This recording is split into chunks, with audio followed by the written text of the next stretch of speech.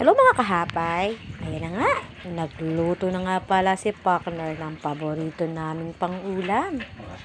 Kaslakuyin noon, ako may ginagawa. Kaya naman sinabi kong, ano ba yun partner?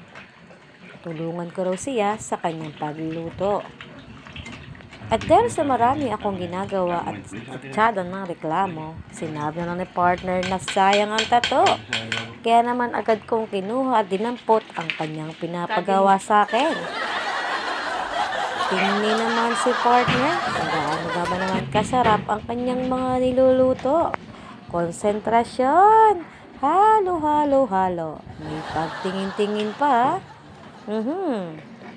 At dahil sayang ang tato, talaga namang sinulit-sulit ang paghahalo-halo. Parang aming relasyon lang.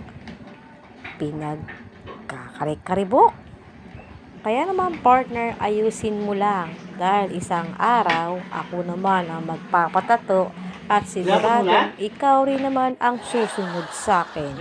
Ha! Wow! Sarap naman yan, partner! Parang ang sarap niyan, partner. Parang ikaw din.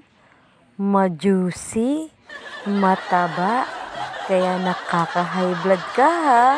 Nyay! Sige lang. At mamaya, kapag may natira dyan sa inyong niluto, alam na ang kasunod. Pulutan na naman yan, partner. Ha ha hay. Ganyan ang sekreto ng mga gwapo. Ay, suplado. Concentrate ng lagi sa pagluluto. Huwag mo nga alatan, partner, ha?